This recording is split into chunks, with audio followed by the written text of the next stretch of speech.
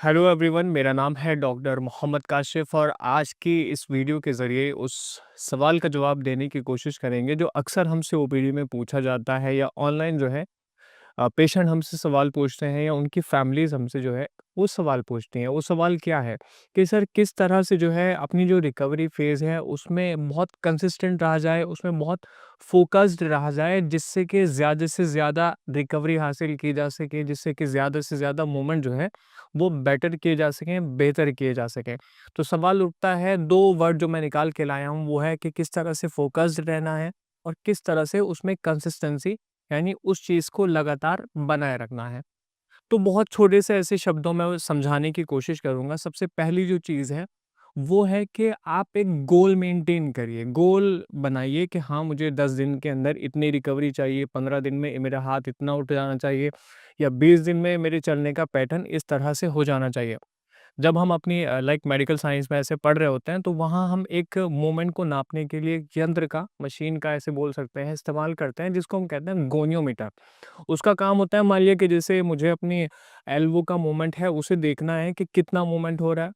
90 degree, 100 degree, 110 degree, 120 degree, तो उसमें degree जो है वो मेंटेन होती है। तो उसी तरह से आप भी अपने जो मूवमेंट है उनके रेंज को नाप सकते हैं कि मान लिया कि रिस्ट का मूवमेंट है कि मैं अपना रिस्ट का कितना मूवमेंट कर पा रहा हूँ, मैं अपने शोल्डर को कितना उठा पा रहा हूँ। दीवार के सहारे खड़े होके आप देख सकते हैं कि मेरा शोल्डर का जो मूवमेंट है वो कितना ज़्यादा उठ पा रहा है, कितना ज़्यादा मैं कर पा रहा हूँ, या मेरा जो एल्बो का मूवमेंट है कि खोलना या बंद करना मैं जो है अपने एल्बो को कितना कर पा रहा हूँ।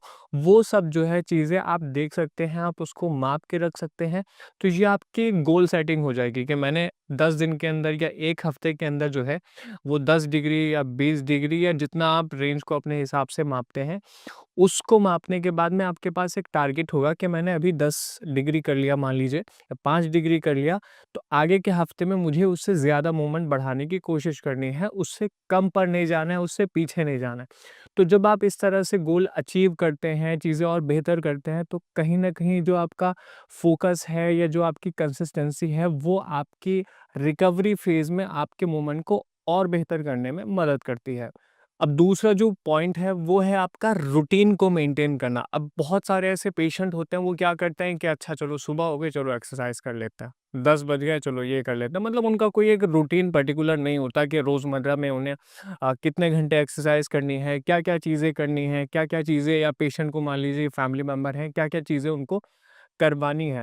तो यहाँ पेशेंट अगर चाहते हैं कि फ़ोकस्ड रहें और कंसिस्टेंट रहें चीज़ों में, तो वो एक अपना रूटीन मेंटेन करें। मैं कहता हूँ कि आप वीकली रूटीन ऐसे बनाइए कि मुझे डेली जो है 2 घंटे या ढाई घंटे या 3 घंटे एक्सरसाइज करनी है, और 2 घंटे में मान लीजिए कि 1 घंटा मुझे ऊपर वाले हिस्से को या हाथ को देना है और 1 घंटा मुझे पैर को देना है।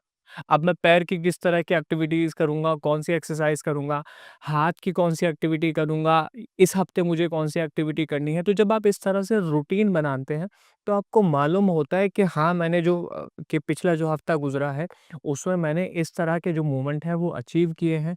इस तरह के मूवमेंट के जो गोल मैंने बनाए थे, वो अचीव किए हैं। अब मेरा जो रूटीन है, मुझे उस रूटीन को बदलना होगा, मुझे थोड़ा-सा एक्सटेंड करना होगा, थोड़ा-सा एक कदम आगे बढ़ना होगा।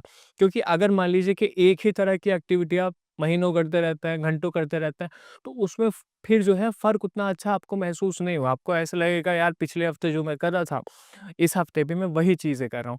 तो आप ऐसा करेंगे कि आप एक रूटीन बनाएँगे, जो आपने गोल बना रखे हैं उनको देखेंगे कि किस-किस तरह से मुझे चलना है। पेपर पे वो सारी चीज़ें लिखिए, रूटीन पूरा का पूरा बनाइए कि किस समय मुझे कौन-सी एक्टिविटी करनी है, सुबह में, मॉर्निंग में मुझे क्या करना है, इवनिंग में मुझे क्या करना है, या आफ्टरनून में, दोपहर में मुझे किस तरह की चीज़ें करनी है, ताकि आपको ध्यान में रहे और उन चीज़ों को करके आप अपनी जो रिकवरी फ़ेज़ है, उसमें अपने मूवमेंट को और अच्छे से, बेहतर तरीके से आप कर पाएँ। अब तीसरा जो पॉइंट है, वो है आपकी कुछ अलग सी इंडिविजुअल एक्टिविटीज़ या कुछ एन्जॉयबल एक्टिविटीज़ को जोड़ना। देखिए, यहाँ जो जो जो 2 चीज़ें मैंने आपको बताई थी, वो ज़्यादातर थी कि आपको एक्सरसाइज़ का एक रूटीन बनाना है। अब ज़्यादा से ज़्यादा आप एक्सरसाइज़ कर सकते हैं, डेढ़ घंटा, 1 घंटा, 2 घंटा, ढाई घंटा, पूरा दिन आप एक्सरसाइज़ एक्टिविटी नहीं कर सकते। लेकिन हमारा जो शरीर है, वो कहीं न कहीं ये चाहता है कि बहुत अलग-अलग तरह की एक्टिविटीज़ में इन्वॉल्व रहें। अब आप क्या करेंगे या फैमिली मेंबर क्या करेंगे या जो फिजियो या केयर टेकर जो उनके साथ में होता है, कुछ एन्जॉयबल एक्टिविटीज़ को ऐसे बनाइए। मान लिया कि जैसे कोई डांसिंग स्टेप्स हैं वो आप बना सकते हैं कि पर्टिकुलर सॉन्ग चलाया, कोई पुराना गाना मोहम्मद रफ़ी का आपने चला दिया या कोई नए गाने आपने चला दिए जिसके ऊपर पेशेंट जो है वो अच्छी तरह से कुछ हल्के-हल्के स्टेप कर सके। वो एक्टिविटीज़ आप बना सकते हैं, पेशेंट के लिए डांसिंग स्टेप बना सकता है।